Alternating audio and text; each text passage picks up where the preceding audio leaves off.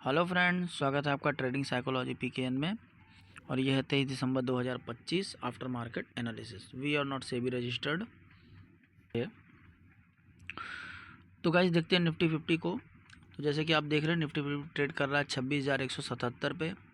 यहाँ पे 26 stock positive हैं, 24 स्टॉक नेगेटिव हैं।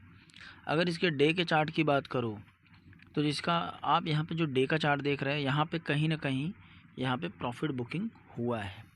और हमारी कल बात भी हुई थी कि अगला रेसिस्टेंस 26,200 का है, उसके बाद उसका अगला रेसिस्टेंस 26,325 का है। तो इस तरीके से था। और 26,200 पे आप अगर सस्टेन करता प्रॉपरली तो सस्टेन करने के बाद आई थिंक 100-150 पॉइंट का मूवमेंट देता, बट वहाँ पे सस्टेन नहीं किया, रेड कैंडल बनाया। और अभी फ़िलहाल के लिए जो कल के दिन का जो आप चार्ट देख रहे हैं उसके जो क्लोजिंग था उसके ऊपर जाके क्लोज़ हुआ है। बट लेट्स सी, अगर आज का जो यहाँ पे जो क्लोजिंग है, अगर इसके हिसाब से अगर ऊपर बढ़ता है तो कहीं ना कहीं ये एक अच्छा खासा मूवमेंट गेन कर सकता है। अभी रैली तभी आएगी जब यहाँ से एक तेज़ी से मूव देगा, उसके बाद आप अच्छा खासा ब्रेकआउट देख सकते हैं। जैसे कि हमारी कल बात भी हो रही थी कि अगर ये 26,200 के ऊपर सस्टेन करता है तो कहीं ना कहीं उसके ऊपर अच्छा खासा रैली आपको देखने के लिए मिल सकता है 100 से 150 पॉइंट के लिए। बट यहाँ पे जो पहला कैंडल था वो 26,200 पे ही एग्जैक्ट रेसिस्टेंस लिया, और रेसिस्टेंस लेने के बाद पहला कैंडल आप देख रहे हैं रेड बनाया हुआ है और तेज़ी से ईएमए की तरफ आया। ईएमए के पास आने के बाद वापस से कंटिन्यू अगर आप देखेंगे तो टोटल 6 कैंडल रेड बनाए हुए हैं और नीचे की तरफ आया 26,119 पे जाके सपोर्ट लिया। अच्छा, 26,119 पर सपोर्ट लिया तो वापस से आप देख रहे हैं कि लगातार, मतलब ये क्या ही लेवल का ट्रैपिंग था। पहले लगातार रेड कैंडल बना हुआ है, ये देखिए, ये लगातार रेड कैंडल बना हुआ है, ठीक है। उसके बाद लगातार यहाँ से ग्रीन कैंडल बना हुआ है। इस तरीके का ट्रैपिंग हुआ है यहाँ पे।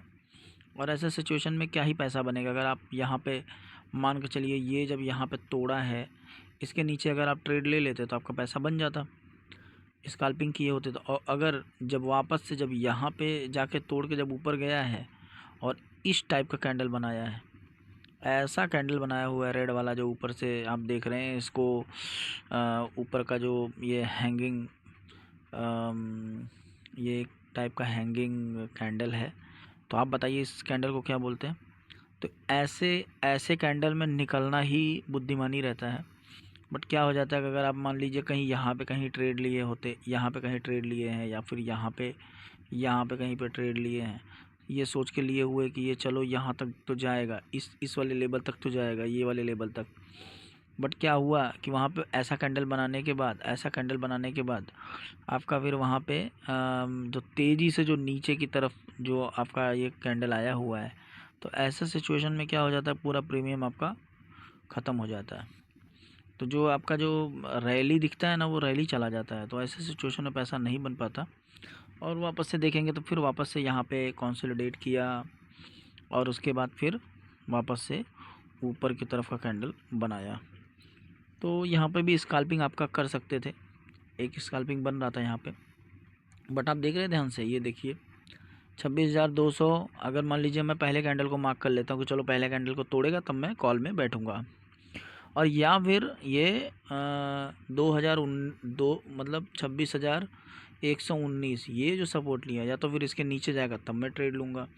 तो आप देखिए यहाँ पे, ये देख रहे हैं, एक बार यहाँ पे तोड़ा तो है 26,200 को, बहुत अच्छा खासा तोड़ा है। बट सिंगल कैंडल, वो सिंगल कैंडल के बाद वहाँ पे एक बार और सपोर्ट लिया।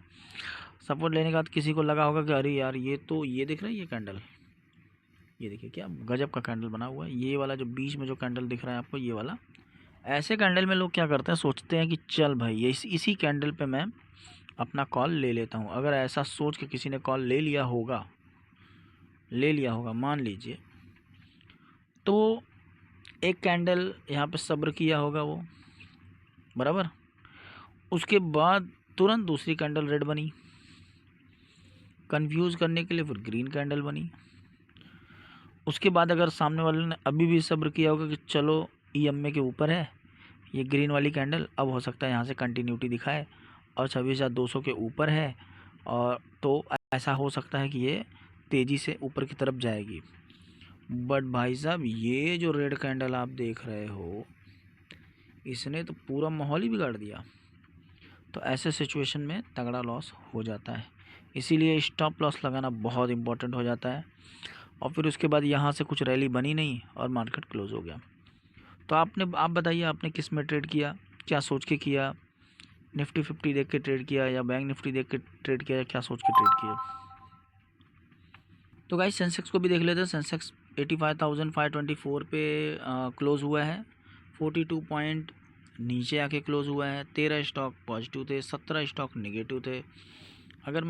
अगर मैं डे कैंडल की बात करूँ तो यहाँ पे जो डे का कैंडल आप देख रहे हैं, इसने भी कुछ इसी तरीके का कैंडल बनाया हुआ है। जैसे कि हम ये सोच भी रहे थे कि ये 85,800 तक के जाने के चांसेस रहेंगे।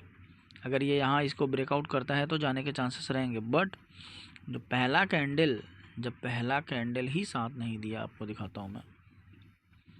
ये देखिए, इसे मैंने एक ट्रेड लिया था, बट वो जिस तरीके से सोचा था उस तरीके से मूव नहीं किया, तो मैं निकल गया वहाँ से। ये देख रहे हैं, पहला कैंडल एकदम सेम वैसा ही बनाया। पहला कैंडल रेड बना, फिर नीचे की तरफ आया, फिर ऊपर गया, और इसी में पूरा मार्केट यहाँ पे फंसा रह गया। तो गाइज़ ऐसे सिचुएशन में पैसा बनाना बड़ा मुश्किल हो जाता है।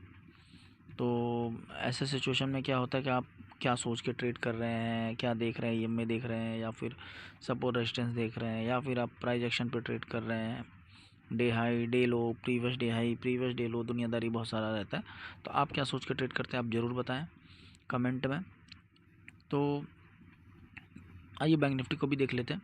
तो जो निफ्टी बैंक आप देख रहे हैं 59,299 पे क्लोज़ हुआ है। 4 पॉइंट नीचे जाके क्लोज़ हुआ है, कुछ मतलब समझ रहे हैं, एकदम फ्लैट है। 2 स्टॉक पॉजिटिव थे, 10 स्टॉक नेगेटिव थे। अगर मैं इसके डे के चार्ट की बात करूं तो यहाँ पे अभी भी ये ईएमए पे फंसा हुआ है। जैसे कल फंसा हुआ था, अभी भी ये ईएमए पे फंसा हुआ है। और 59,000 जैसे कि मैंने बोला भी था, 59,500 के ऊपर जब सस्टेन करेगा तो एक अच्छा खासा मूवमेंट देने की प्रोबेबिलिटी रखेगा। बट अभी भी ईएमए पे फंसा हुआ है, बट ट्रेंड लाइन के हल्का सा ऊपर है, बट ईएमए पे फंसा हुआ है अभी भी। और एक बैंकिंग सेक्टर के लिए एक गुड न्यूज़ भी है, जो आरबीआई ने किया हुआ है। देखिएगा तो हमारे चैनल पे मैंने एक पोस्ट किया हुआ है यहाँ पे, तो आपको पता चलेगा। तो ऐसा प्रोबेबिलिटी, ऐसा सोचा जा सकता है कि हो सकता है कि बैंक यहाँ से एक अच्छा खासा मूव दे। आइए इसके 5 मिनट के चार्ट की भी बात कर लेते हैं। तो आप यहाँ पे जो 5 मिनट का चार्ट आप देख रहे हैं, यहाँ पे पहला कैंडल ग्रीन है, बट पहले कैंडल को ब्रेकआउट नहीं किया, ऊपर ब्रेक नहीं किया, ऊपर की तरफ गया नहीं, तो आपका ऊपर की तरफ का ट्रेड नहीं बन रहा है। वापस नीचे आया ईएमए को तोड़ के, फिर नीचे सस्टेन किया, फिर ऊपर गया। तो ये भी कहीं ना कहीं ये मार्केट पूरा का पूरा फंसा रह गया। तो एक अच्छा, मतलब आज के दिन ट्रेडिंग बहुत मुश्किल था। बट यहाँ पे अगर आप देखेंगे तो यहाँ पे कहीं ईएमए पे अगर आप ट्रेड लेते तो एक अच्छा खासा मूवमेंट यहाँ पे बना हुआ है। तो ऐसे सिचुएशन में पैसा बना सकते थे इस जगह पे, अगर आप इस कॉल पर हैं तो। और मॉर्निंग में भी अगर आप देखेंगे तो जैसे ये वाला जो मूवमेंट है, यहाँ देखिए पुट का कॉल बन रहा है, इस कॉल पर लोग बना लेते हैं पैसा ऐसे कंडीशन में। तो जैसे यहाँ पर भी देख लीजिए, जब ये ब्रेकडाउन दिया, यहाँ पे पहले कैंडल का जब ये ब्रेकडाउन हुआ तो कंटिन्यूअस 3 कैंडल बना हुआ है। आप देख रहे हैं, ये जो तीनों कैंडल है, 1 2 3, ये तीनों कैंडल जो दिख रहा है आपको, ये तीनों कैंडल में आप पैसा अच्छा खासा बन जाता था आपका। और वापस से ये जब ईएमए को क्रॉस करके जब ऊपर की तरफ गया है तो यहाँ पे भी तो आपका पैसा बनता। तो इस सिचुएशन में ऐसे सिचुएशन में पैसा आप बना सकते हैं। तो आइए विक्स को भी देख लेते हैं।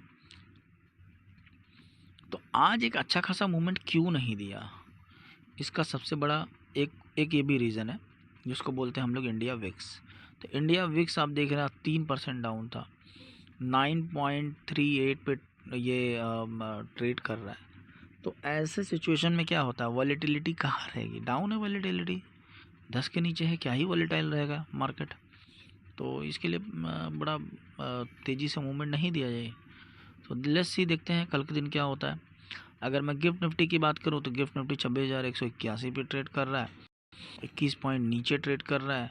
अगर आप इसके हिसाब से आप निफ्टी को देखेंगे तो ओवरऑल फ्लैट है, आप देखिए ये है गिफ्ट निफ्टी 26,181 और ये निफ्टी 50 26,177, तो फ्लैट है एकदम। तो कल के दिन फ्लैट ओपनिंग के चांसेस हैं, बट लेट्स सी।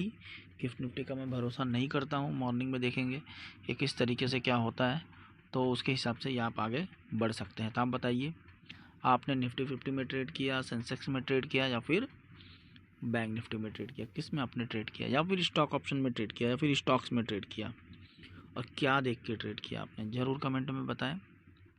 आइए, जैसे कि आप FIS को देख रहे हैं, तो FIS 1,795 करोड़ की इसने सेलिंग की हुई है और DIS ने 3,812 करोड़ की बाइंग की हुई है। तो ओवरऑल 2,017 करोड़ की बाइंग हुई है, तो काफ़ी अच्छी खासी बाइंग हुई है।